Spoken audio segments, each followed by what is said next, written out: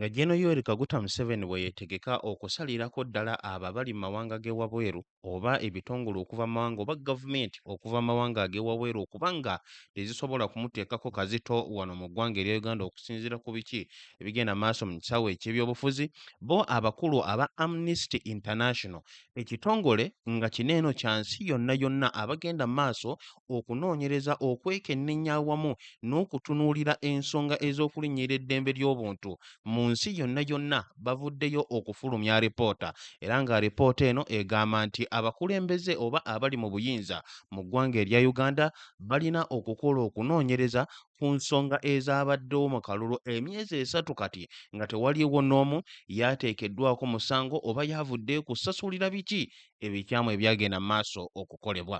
Era omutwe gwe baatadde ku alipoota yaabwe gugamba nti Uganda authorities must investigate election-related killings, arbitrary arrests, and the torture of opposition members and supporters.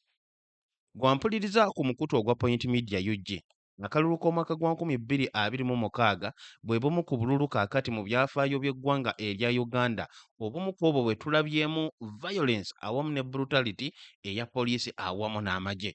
Akaasookera ddala era akakyamanyiddwa okuba nga ke kakyali akabi ennyo ak'omwaka gwa 2021. Gavumenti ya Gen. Yoweri Kaguta Museveni ng'eyitira mu magye awamu ne poliisi nga kw'otadde n'ebitongole ebirala byonna byonna ebikuuma ddembe bwe baavaayo okwanlishinga police brutality, amaanyi agasukkiridde okubonereza okutulugunya awamu n'ebirala byonna byonna by'oyinza okulowoozaako kwabo abawagira People Power oba ekibiina kya National Unity Platform ekikulemberwamu Robert Kyagulanyi Ssentamu. Campaign ey'omwaka gwa 2026 yasooka kutandika mu mirembe bulungi nnyo era ekimu ku ebyo byali byetataaganya ab'oludda oluvuganya naddala Robert Kyagulanyi Ssentamu kyali kyakuba nga baali tebakkirizibwa kuyita ku nguudo nnene olwa poliisi okuba nga evaayo okuwa ensonga ez'enjawulo ng'okutataaganya bizinesi z'abantu awamu n'ebintu ebirala ebyefaananyirizaako bwebityo. Wabula oluvannyuma police brutality yatandika. Ate we twatuuka ku nsonga ez'akalulu ennaku z'omwezi nga 15 ku kiro ekyo kyennyini waliwo abantu abattibwa. N'oluvannyuma tulabyeko abantu abawererako ddala nga bakwatibwa abalala ne battibwa.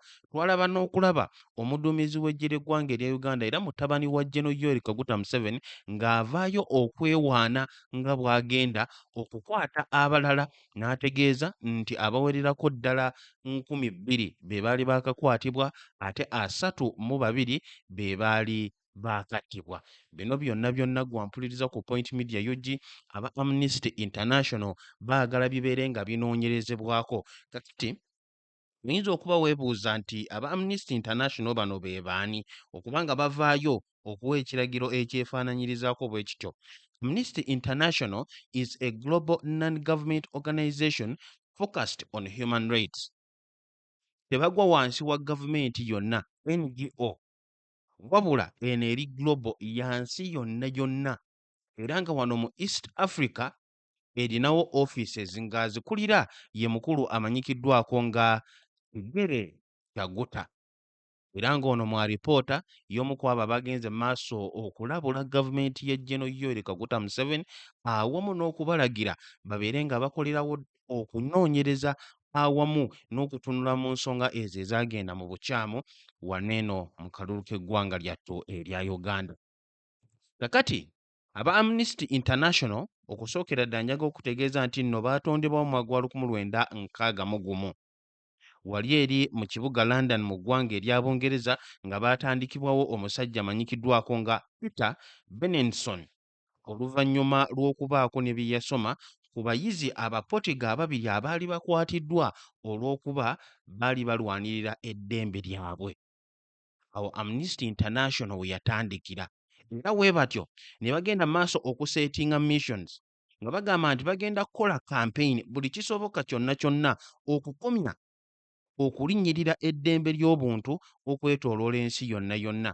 Era areas ze bafokasingako kwe kuli ba prisoners of conscience abo ababeera bakwatiddwa ku bwereere wabula nga babadde balwanirira ekituufu, death penalty abo ababeera bagenda okuttibwa awatali nnyo bujulizi ng'ate waliwo n'okubuusabuusa, Torture, okutulugunya kw'abantu, free speech, balwanira okulaba ng'abantu babeera n'eddembe ery'okwogera, discrimination, abo abasosolebwa oba armed conflict violations, okubagana kw'emmundu, abakulu bano nayo bagenda mu maaso okutuukirayo ddala. Structure yaabwe eri etya? Bali independent of government, tebalina gavumenti n'emu gye bakolera. Bali independent of political ideologies, tebalina ludda lwonna lwe bagwako olw'ebyobufuzi, bo balwanirira kituufu.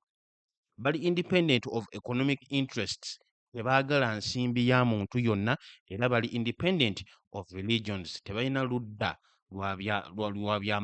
lwa byabufuzi yadde eby'ensimbi oba eby'eddiini lwe bagwako.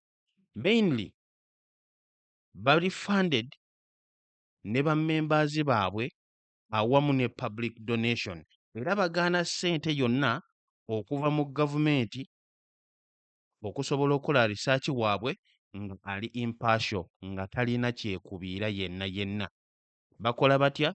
Bakola research, abanoonyereza baabwe ba investigators ne bakola documents, ne bakola okunoonyereza ku abuses ezo ezibeera ziri ku ground, ne bakola reporter, ne bapublishinga biki bye babeera bazudde, era ya ripoota eno gye tugenda okulaba ne mu biki ebyabadde wano eno mu ggwanga lyattu erya Uganda okusinziira ku kunoonyereza kwabwe, kubanga batutegeezezzaako nti balina abo be basobodde okutuukirira abantu abawererako ddala wano eno mu ggwanga erya Uganda okubabuuza ku ebyo ebyabaddewo mu kalulu, abamu ku bo nga be baafiirwako abaabwe, abalala nga be baasigaza ebisago okusinziira ku mbeera nga bwe yali. Aba Amnesty International campaigns zaabwe bagenda mu maaso okukola global petitions, bateekayo okwemulugunya ku nsonga ez'enjawulo ku mawanga ag'enjawulo, ku gavumenti ez'enjawulo oba ku bantu ssekinnoomu ab'enjawulo okwetooloola ensi yonna. Basobola okuteekateeka okwekalakaasa era bamanyikiddwa okuba nga batera okusindiikiriza okulaba nti ensonga zitereezebwa mu bwangu awatali ate kyekubiira. Wano eno mu Uganda nawo weebali bulungi nnyo, era balina regional office for East Africa, era nga batera okuripootinga ku ggwanga erya Uganda.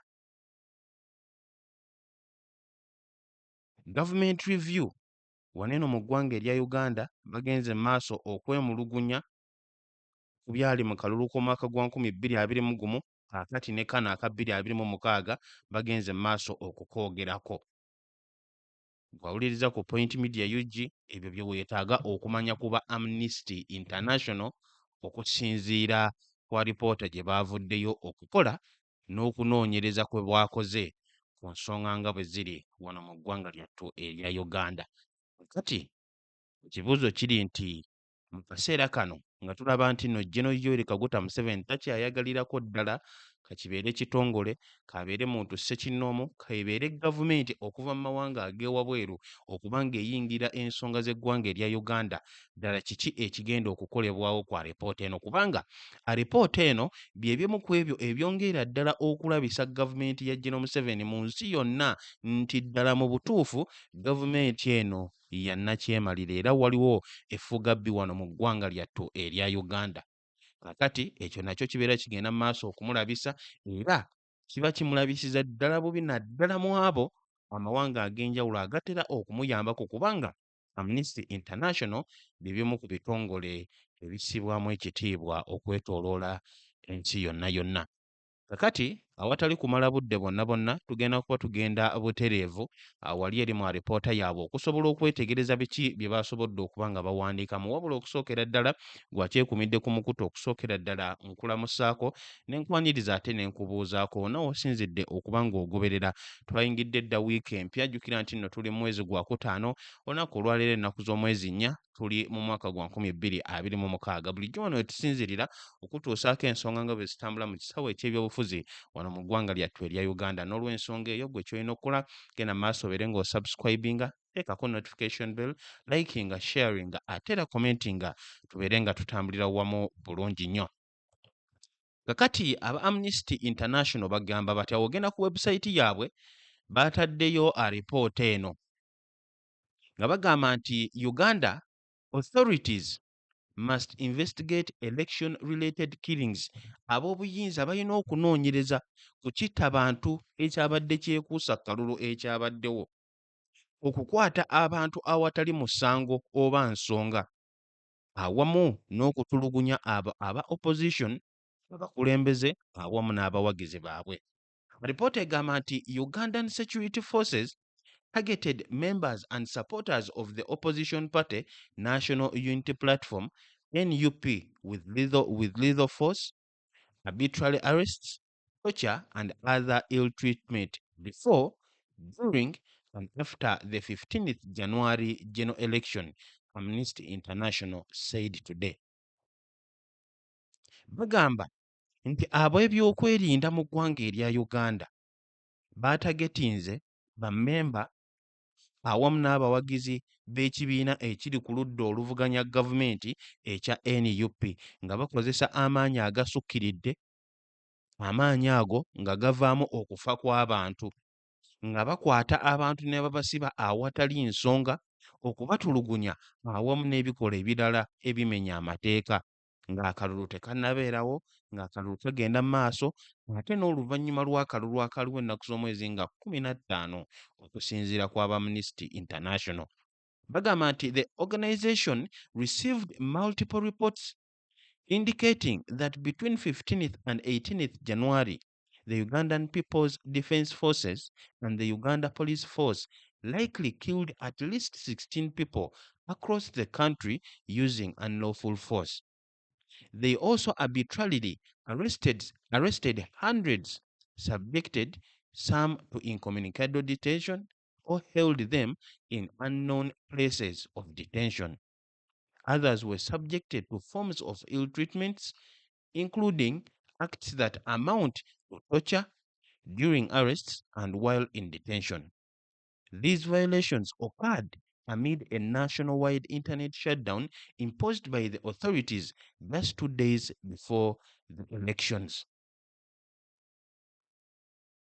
Bagamba nti bo ng'ekitongole ekya Amnesty International baafunye alipoota eziwererako ddala nga ziraga nti wakati w'ennaku z'omwezi nga 15 ne 18 January, eggye ly'eggwanga erya Uganda erya UPDF nga kw'otadde ne poliisi y'eggwanga erya Uganda ekitono ennyo batta abantu 16 mu kalulu ako akaakaggwa nga bakozesa amaanyi agasukkiridde era agamenya amateeka. Wabula tebaakomaawo, baakwata abantu bangi nnyo enkumi n'enkumi awatali musango, abalala ne bateekebwa mu bifo ebitamanyikiddwa, ate abalala ne bateekebwa mu detention places nazo ezitamanyikiddwa wa gye ziri. Abalala baatuusibwako obulabe era nga muneeno mwalimu ebikolwa eby'okubatulugunya mu kaseera nga babakwata awamu ne mu kaseera nga bateekeddwa mu buguli obw'enjawulo gye baatwalibwa. Wabula bagamba nti obumenyi bw'amateeka buno bwabeerawo bwonna nga intaneti eggiddwako eggwanga lyonna ng'ab'obuyinza bwe baakikola ennaku 2 ng'akalulu tekannaba kukubibwa. 3 months since security forces meted out untold brutality on the public, no one has been held accountable, said Igere Chaguta, Amnesty International's regional director for East and Southern Africa. Regional director owa Amnesty International agamba nti oluvannyuma lw'emyezi 3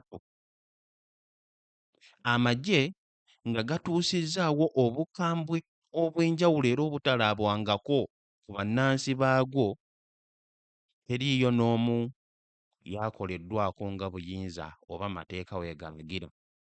Teri n'omu gavumenti gwe yaataddeko obuvunaanyizibwa buno okubeera accountable ku bikyamu ebyakolebwa. Director Chaguta agenda mu maaso ng'ategeeza nti Ugandan authorities must ensure that all allegations on human rights violations by the security forces thoroughly, promptly, impartially,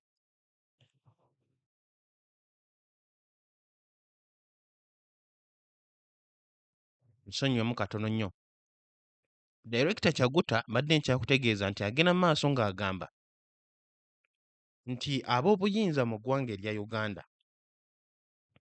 balina okukakasa nti ensonga zonna ezoogerwako okuba nga zaaviirako okulinnyirira eddembe ly'obuntu ate nga abo abali mu bitongole ebikuumaddembe bye babikola birina okunoonyerezebwako bulungi nnyo mu bwangu ddala awatali kyekubiira ate ng'ebinoonyerezeddwa bimatizibwa era abo bonna bonna ba officers abakyenyigiramu babeere nga bakisasulira.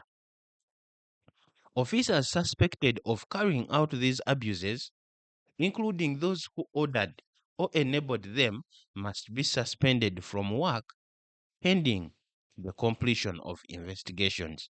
B'ofiisa bonna basuubirizibwa okuba nga beenyigira mu kulinnyira kw'eddembe ly'abantu bannansi baabwe nga kw'otadde n'abo abaabalagira oba abaabasobozesa okukola ebikolwa bino balina okugobwa ku mirimu paka ng'okunoonyereza kuwedde. Alipoota egenda maaso ng'egamba nti between 5th January and 21st March, Amnesty International interviewed 33 men and 15 women based in Kampala City, Rubaga, Luweero, Bulenga, Mityana, Mukono, Rukiga, Mbarara, Luuka, Wakiso, Lira and Tororo districts and Busoga region. Bagamba nti wakati w'ennaku z'omwezi nga 5 January akalulu nga tekannaba ne bayita mu kalulu paka ennaku z'omwezi nga 21 omwezi ogwokusatu nga ekitongole baasobola okubuuza abasajja 33 n'abakyala 15 mu districts ez'enjawulo mu ggwanga erya Uganda. Those interviewed included family of victims apparently killed by security forces, victims of gunshot injuries, victims of torture and other ill treatment, victims of arbitrary arrests, eyewitnesses and lawyers of those arbitrarily arrested. Amnesty International also reviewed 6 videos and 6 photos posted on social media or shared directly with the organization by trusted sources. The organization also reviewed charge sheets and official statements. Ugandan authorities did not respond to Amnesty's request for comment. Bagamba nti mu kubuuliriza kwabwe okw'abantu 33 abasajja ne 15 abakyala mu districts ez'enjawulo baasobodde okuintavyuwinga omuli abamu ku abo abafamire z'abo abaalumirizibwa nga baneeno battibwa ab'ebyokwerinda ne baintavyuwinga abo abaatuusibwako obuvune obw'amasasi, abo abaatulugunyizibwa, abo abaakwatibwa awatali nsonga, abo ba eyewitnesses abaalaba ebintu bino nga kw'otadde ne bannamateeka baabo abaakwatibwa. Era bagamba nti baasobola okufuna vidiyo 6 n'ebifaananyi 6 bye beetegereza ebimu ku byo nga babiraba ku mikutu emitimbagano ate ebirala nga sources ze beesiga zaasobola okubibasindikira ng'ekitongole. Era ne batakoma awo wabula ne bekkenneenya n'okwekkenneenya charge sheets, emisango egyateekebwa ku abo abantu abaakwatibwa awamu ne official statements okuva mu gavumenti ng'eyogera ku nsonga zino. Wabula baagezezzaako okutuukirira ab'obuyinza mu ggwanga erya Uganda tebaafuddeyo era baagaanye okwogera ku bino byonna. Ensonga esooka gye boogeraku mu alipoota, unlawful use of lethal force by security forces. Okukozesa amaanyi agasukkiridde agaviirako okufa ate nga kimenya amateeka ng'ab'ebyokwerinda be babikola. Amnesty International documented 10 incidents in which security officials appear to have used unlawful lethal force that resulted in the killing of at least 7 people in Butambala, at least 3 people in Bulenga, people in Luwero and 1 person each in Lubaga, Nsambya, Mityana, and Mukono. Witnesses told Amnesty International that none of these victims were armed and they did not pose any imminent threat of death or serious injury to anyone. Baasobodde okudocumentinga jjukira kino nakutegeezezza nti abakulu bano mu butya engeri gye bakolamu bakola investigations okunoonyereza okwabwe oluvannyuma ne bafulumya alipoota ez'enjawulo mu kunoonyereza kwabwe ku nsonga ez'eggwanga erya Uganda wakati w'ennaku z'omwezi nga 5 January paka nga 21 omwezi ogwokusatu bino eno bye baazudde era byebyo bye tuli mu kulaba mu alipoota eno. Bagamba nti mu ngeri si mu ngeri wabula mu incidents 10 ez'enjawulo baasobodde okukidocumentinga nti ab'ebitongole ebikuumaddembe baakozesa amaanyi agasukkiridde agaavaako okufa kw'abantu mu bifo bino wammanga, ekitono ennyo 7 mu bitundu by'e Butambala, ekitono ennyo 3 e Bulenga, ekitono nnyo 2 e Luweero, ate omu e Lubaga, Nsambya, Mityana awamu ne Mukono nga mu buli disitulikiti oba mu buli kifo waafaawo omuntu omw'omu. Ate okusinziira ku kunoonyereza kwabwe bagamba nti abo abaalaba ku mpintu nga bigenda mu maaso ba witnesses oba abajulizi baagamba Amnesty International nti ku buli bantu abaalumizibwa oba abattibwa tewali n'omu yali akutte kissi era yali talina kintu kyonna kyonna kimulaga nti wa bulabe ekiyinza okuviirako okufa kw'omuntu omulala oba okuba nga omuntu omulala afuna obuvune. Amnesty International verified post-mortem reports of 6 victims, all of which indicated that they had died from gunshot injuries. Family members told Amnesty International they were not allowed to witness the post-mortem process and that authorities had not launched investigations into the deaths. Ebyakomyawo abakulu bano mu kunoonyereza kwabwe bwasobodde n'okutunuulira era ne baverifyinga ne bakakasa post-mortem report ez'abantu 6 abattibwa era nga zonna ziraga nti bano eno battibwa olw'okkubwa amasasi. Ab'eŋŋanda zaabwe ne bategeeza Amnesty International nti tebakkirizibwa na kulaba post-mortem ng'ekolebwa ate n'ab'obuyinza tebannabatandika kunoonyereza ku kuttibwa kw'abantu baabwe. On election night, mu kiro eky'olunaku olw'okulonda, as election agents of opposition member of parliament Muwanga Kivumbi gathered in his Butambala home to return the declaration of result forms, the army stormed the compound and shot and killed at least 7 people. Evidence gathered by Amnesty International indicates. The Inspector General of Police, Abbas Byakagaba, said the killings took place when over 100 people at Muwanga Kivumbi's home attempted to attack a nearby police station and a polling station. Bagamba nti ku lunaku lw'okulonda lwennyini mu kiro ekyo, ba election agents aba omubaka wa parliament ow'oludda oluvuganya Muwanga Kivumbi baakuŋŋaanira ewuwe mu maka ge e Butambala okusobola okuzzaayo DR forms ez'ebyali bivudde mu kulonda.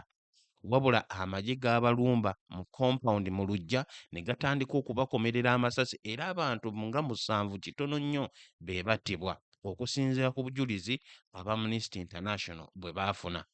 Wabula ate ye Inspector General of Police omukulu Abbas Byakagaba agamba nti abo abattibwa kyakolebwa oluvannyuma lw'abantu abasoba mu 100 ab'Amuwanga Kivumbi okuva mu maka ge we baali bagezaako okukola obulumbaganyi ku poliisi awamu ne polling station ebyali bisemberedde wa we baali. Amnesty International egamba nti Gloria omu ku abo gwe baasobola okubuuza ebibuuzo, whose mother was killed during the incident, nga nnyina we yattibwa mu bulumbaganyi obwakolebwa mu maka ga Muwanga Kivumbi, recalled seeing her mother fighting for her life among those who had been shot.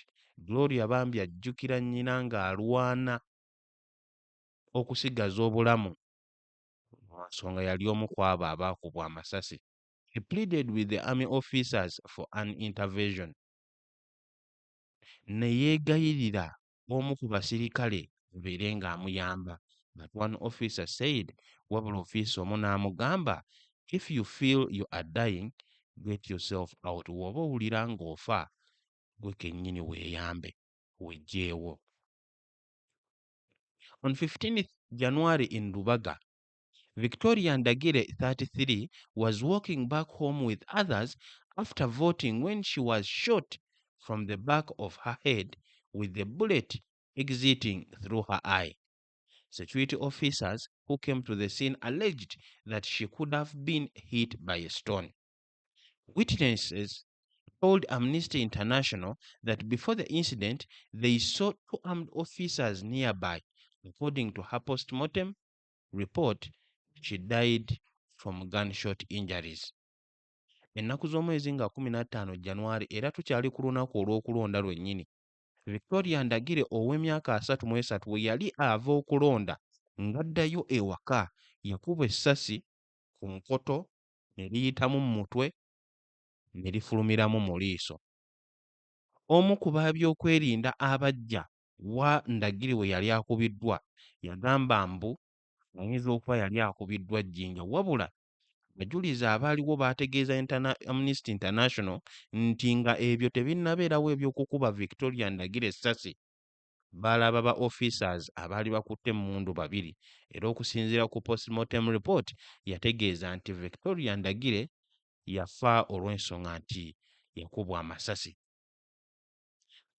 Amnesty International also documented 3 cases of individuals who said they were shot and injured by people they believed to be police or army officers.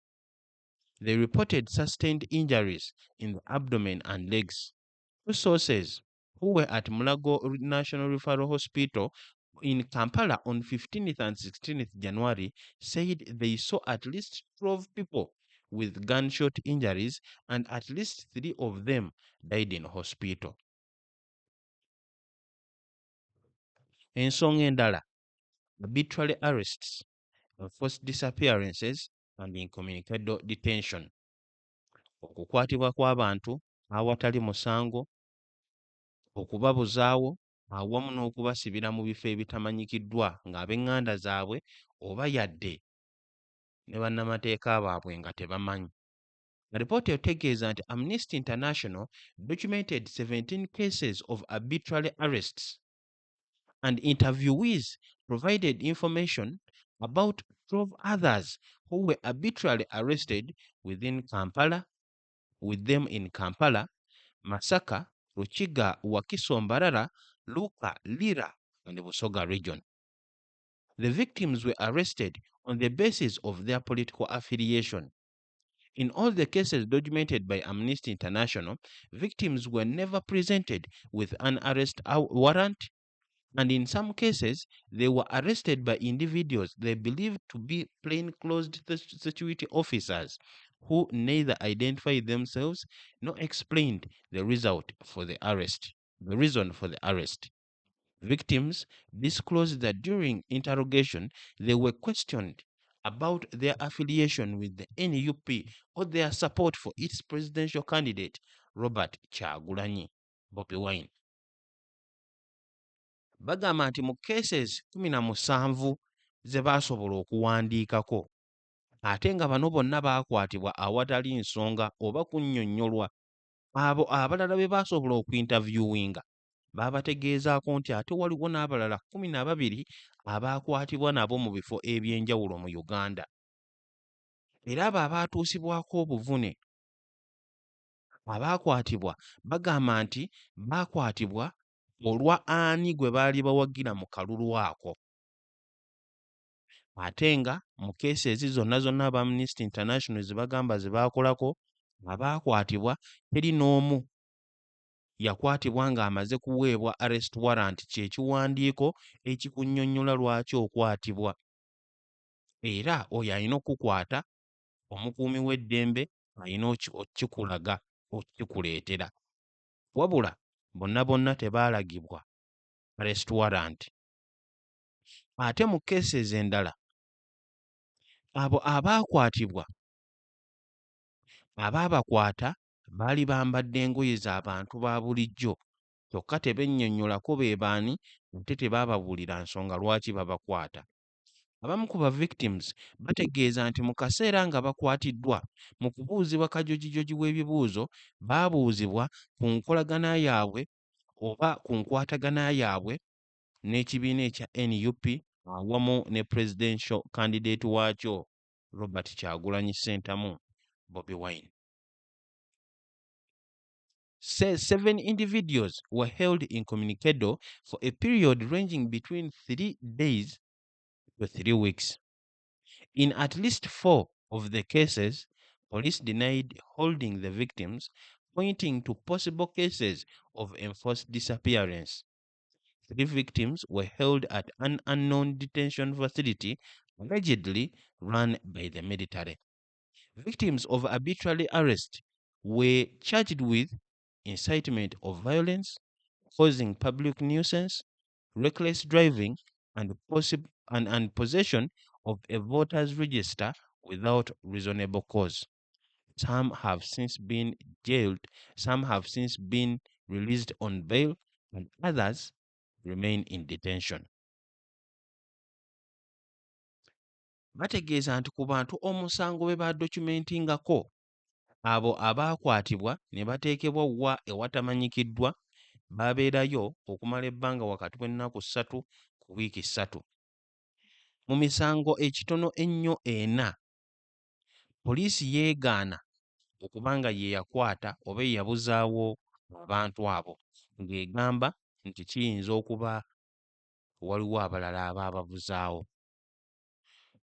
3 ku abo abaakwatibwa bagamba nti baateekebwa mu detention facility gye bagamba nti eyinza okuba eddukanyizibwa magye ag'eggwanga erya Uganda. Abamu ku abo abaakwatibwa baateekebwako emisango egy'okukuma omuliro mu bantu, okutandikawo akavuyo, abalala ne bateekebwako okubeera ebizibu eri abantu abalala, abalala ne bateekebwako emisango egy'okuvugisa ekimama okufuga obubi, ate abalala ne bateekebwako emisango egy'okubeera ne voters register awatali nsonga. Abamu ku bo baateebwa ku kakalu ka kkooti, ate abalala ne buli kati bakyali mu makomera. Director Tigere Kyatuga agamba nti authorities must immediately and unconditionally release those still in detention solely for exercising their rights. The right to fair trial for those suspected of having committed an internationally recognized offense should be guaranteed. Director wa Amnesty International agamba nti ab'obuyinza mbagirawo ate awatali bukwakkulizo balina okuta abo bonna abaasibwa kyokka nga bali mu kukola eryo eddembe lyabwe nga bwe lyabaweebwa. Ate eri abo bonna abazza emisango egimanyikiddwa mu nsi yonna balina eddembe nabo ery'okusobola okulaba nga bawozesebwa mu ngeri ey'obwenkanya so si kubanga basibwa busibwa. Ripoota egenda mu maaso ng'egamba nti between 12 and 15th January, senior NUB officials including Jolly Jacqueline Tukamushabe, Lina Zedriga, and Bright Muhumuza were arbitrarily arrested by armed security officers, held at unknown place of detention, and charged without legal representation with a variety of offenses, including incitement of violence and doing a rash and negligent act. They were never informed of the reasons for their arrest, and their families were never informed of their whereabouts until 6th February when they were charged with various courts. Buwembo Habib, NUP's national mobilizer, was arbitrarily arrested by armed men in plain clothes believed to be soldiers alongside two colleagues on 10th January as he drove to Masaka town for a political rally. On 12th January, they were charged without legal representation with causing public nuisance. On 14th January, 40 police and army officers forced their way into the home of Rogers Lutaya, NUP chairperson for Luka district, who had assembled about 200 polling agents for training and deployment ahead of the next day's election. The officers came at 9:30 a.m. and ordered all of us lie down. They started beating us with sticks and wires, an individual who was present in the home said. Ennaku z'omwezi nga 10, National Mobilizer wa NUP Buwembo Habib yakwatibwa abasajja abaali bakutte emmundu naye nga bali mu ngoye z'abantu ba bulijjo. Yali agenda Masaka town okweteekerateekera political rally gye yali agendako. Ennaku z'omwezi nga 12, awatali bannamateeka be yateekebwa mu kkooti n'ateekebwako omusango ogwa public nuisance okusumbuwa abantu abalala. Ennaku z'omwezi nga 14 January, lunaku olusembayo nga tugenda mu kulonda, abasajja abapoliisi awamu n'ab'amagye abawererako ddala 4 baakola obulumbaganyi mu maka ga Rogers Lutaya, ono nga ye NUP chairperson owa Luka district eri mu Busoga sub-region. Ono yali afunye ba polling agents abawererako ddala 2 aba NUP nga bali mu kubatendeka oluvannyuma babeere nga babasindika okugenda okukola emirimu ku lunaku oluddako olw'okulonda. Omu ku bantu abaaliwo agamba nti abasajja bamukwata mmundu ku ssaawa 3:30 ez'okumakya baabayingirira ne babategeeza bonna bagwe ku ttaga ne balyoka batandika okubakuba n'emiggo ne waya. The security officers arrested everyone at the home except relatives of the candidate. They were taken to Kiyunga Central Polling Station where they were held until 5 p.m. and then released without charge. Baakwata buli omu yenna abali yali mu maka okuggyako ab'eŋŋanda z'omuntu eyali yeesimbyewo ne babatwala ku Kiyunga Central Polling Station paka ssaawa 11 ez'olweggulo. Okuva ssaawa 3 ez'okumakya ne bateewabwa awatali kuteekebwako misango gyonna. Ensonga endala tulabye okitta abantu, okubabuzaawo n'okubakwata awatali misango, kakati torture and other ill treatment, okutulugunya abantu awamu n'okubayisa obubi mu ngeri endala. Amnesty International interviewed 12 people who reported being subjected to torture and other ill treatment by security officers during arrests or while in detention. They described being beaten with wires, sticks, and batons. Some were hit with an axe on their ankles, while others said they were squeezed with pliers on different body parts.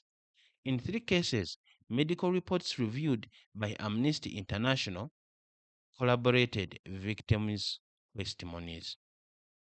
Bagamba nti mu bantu 12 be baasobola okutuukirira ne boogerezeganya nabo, baabategeeza nti baatulugunyizibwa mu ngeri ez'enjawulo era nga baabatulugunya mu kaseera nga babakwata ne we baali babatadde mu buguli mu bifo eby'enjawulo gye baali babatulugunyiza, era nga bagamba nti baabakuba ne waya, emiggo awamu ne batooni.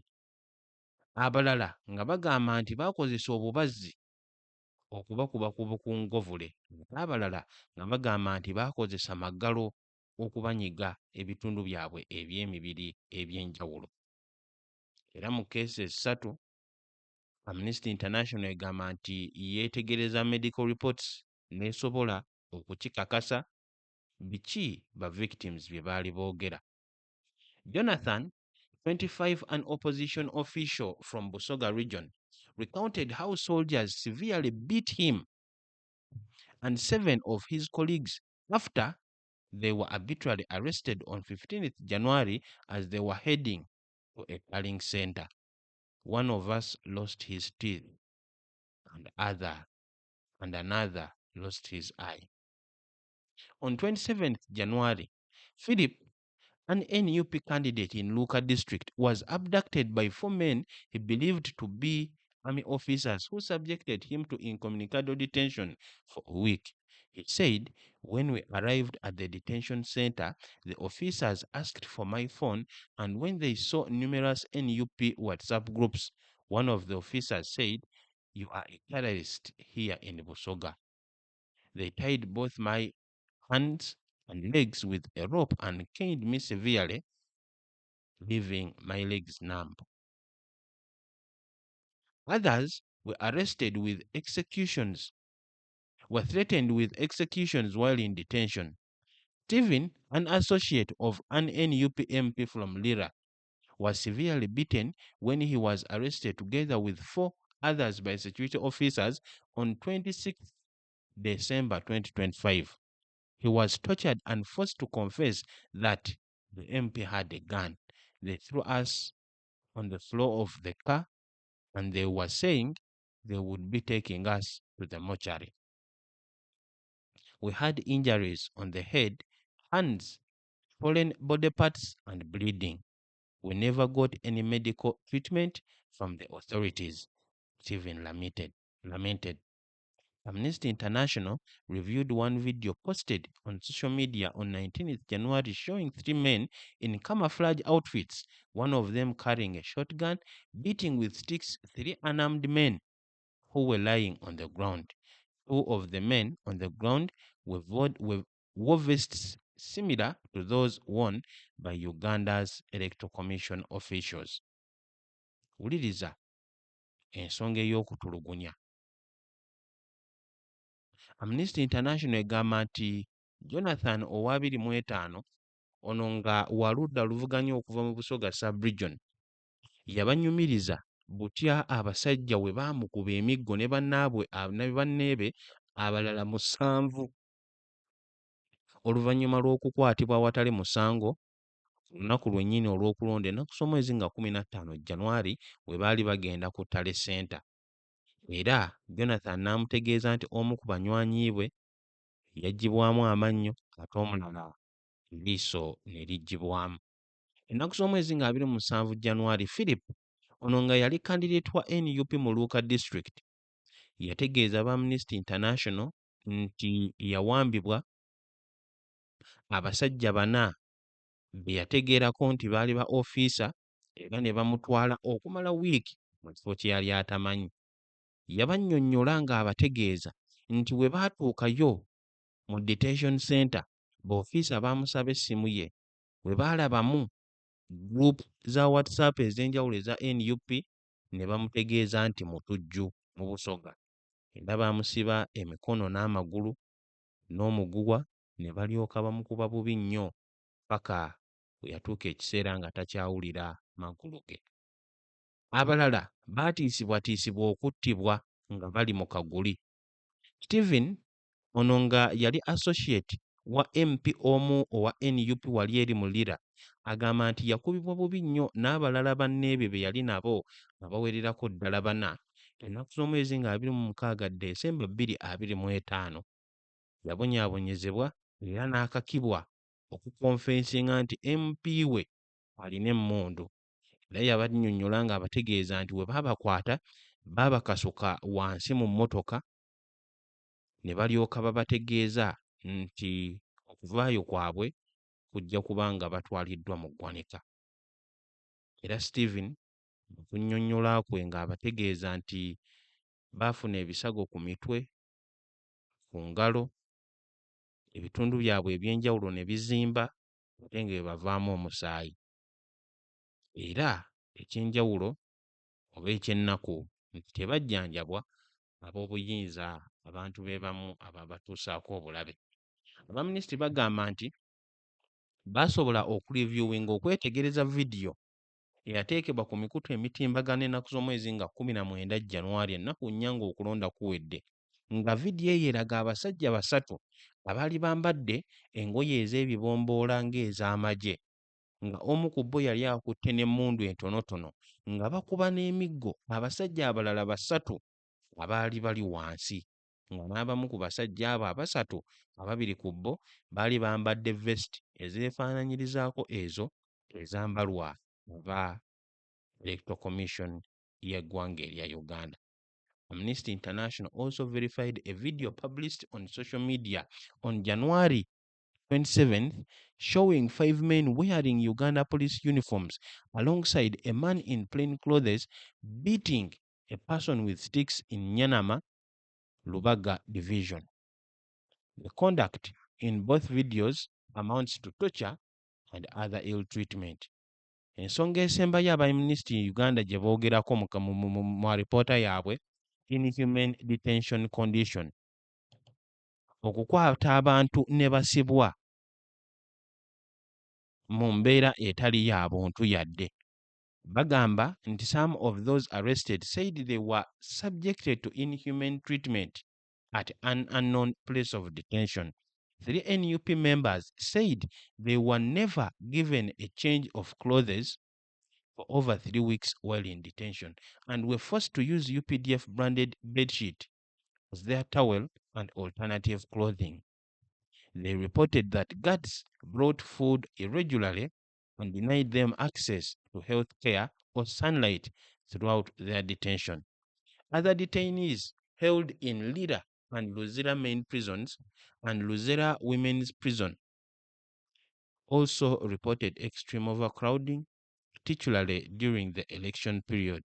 Stephen, who was remanded to Lira main prison, said 5 people can lie on top of you. You sleep only on one side until morning. They give you food once a day around midday.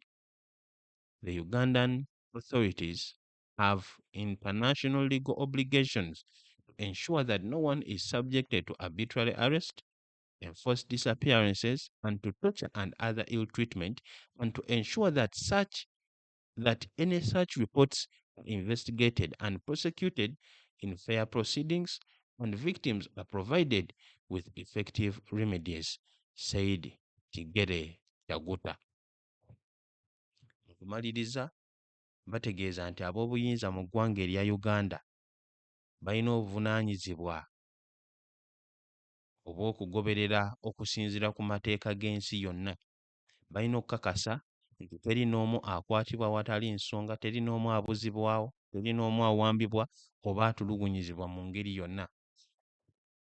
Era gavumenti ya Uganda erina okukakasa nti singa wabeerawo alipoota ng'ezo, balina okukakasa nti banoonyereza ate bakangavvule n'abo ababeera beenyigidde mu kutulugunya, okubonereza, okubuzaawo n'okukwata oba okutta omuntu yenna yenna mu ngeri yonna. Abo be ba Amnesty International bagenda mu maaso okulabula gavumenti ya Gen. Yoweri Kaguta Museveni gye tumanyi obulungi ennyo nti mu kaseera kano eri mu kulwana kulaba nti teri n'omu okuva mu mawanga oba bitongole oba mukago ogw'ewabweru addamu kugigambako. Beera mu comment section obeere ng'otegeeza ate ggwe ki ky'olowooza. Kankwagaliza olunaku olulungi ne wiiki ennungi yonna okutwalizaamu erawera.